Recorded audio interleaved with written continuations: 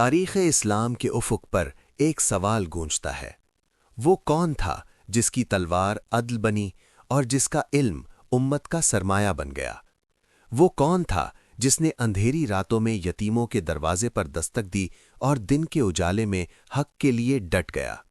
یہ کہانی ہے اس انسان کی جسے نبی صلی اللہ علیہ وسلم نے فرمایا، میں علم کا شہر ہوں اور علی اس کا دروازہ ہے۔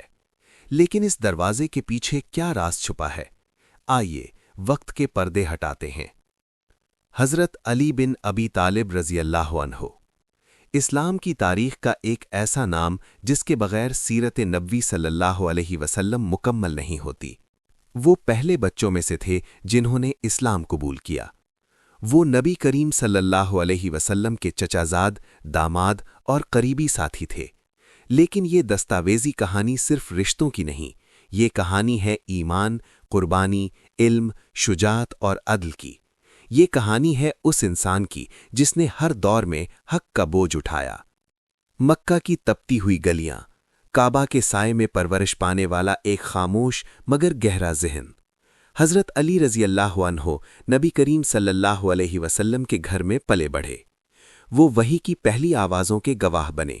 جب اسلام کا پیغام خفیہ تھا اور سچ بولنا خطرہ تھا، علی رضی اللہ عنہ نے بلا تردد کہا، میں اللہ اور اس کے رسول پر ایمان لاتا ہوں۔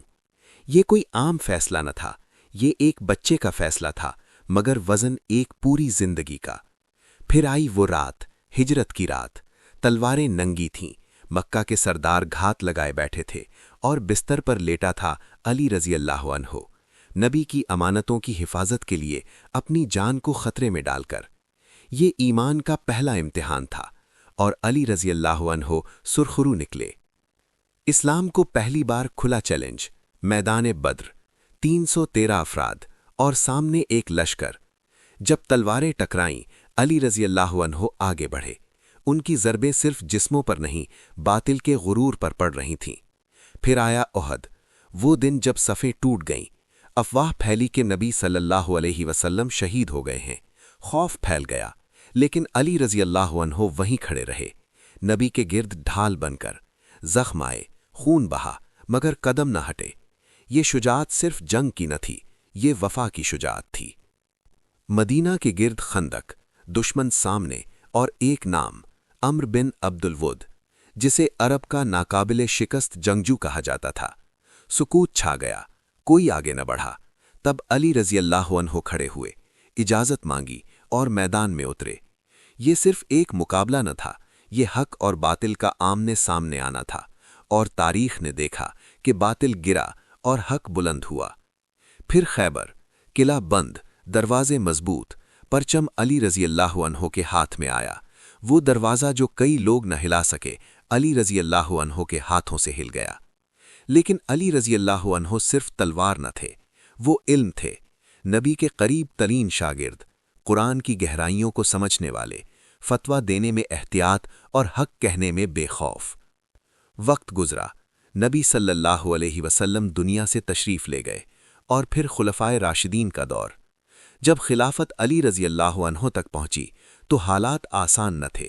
فتنوں کا دور تھا، مسلمانوں کے دل زخمی تھے، لیکن علی رضی اللہ عنہ نے اقتدار کو عزت نہیں، ذمہ داری سمجھا۔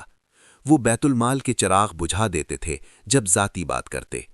عدل ایسا کہ اپنے خلاف بھی فیصلہ قبول، سادگی ایسی کہ خلیفہ اور عام شہری میں فرق مٹ جائے۔ یہ خلافت طاقت کی نہیں، اصولوں کی خلافت تھی۔ کوفہ کی مسجد، فجر کا وقت، سجدے میں سر جھکا ہوا۔ اچانک ایک وار، خون سجدے کی مٹی میں مل گیا۔ علی رضی اللہ عنہ کے لبوں پر کوئی بد دعا نہ تھی، صرف یہ الفاظ تھے، رب کعبہ کی قسم، میں کامیاب ہو گیا۔ یہ وہ لمحہ تھا جب تاریخ رو پڑی۔ عدل کا ایک مینار گر گیا، لیکن اس کی روشنی بجھی نہیں۔ حضرت علی رضی اللہ عنہ کی زندگی ہمیں یہ سکھاتی ہے کہ ایمان صرف الفاظ نہیں، یہ عمل ہے، قربانی ہے، عدل ہے۔ آج کے دور میں جب طاقت کو حق سمجھا جاتا ہے، علی رضی اللہ عنہ ہمیں یاد دلاتے ہیں کہ حق ہی اصل طاقت ہے۔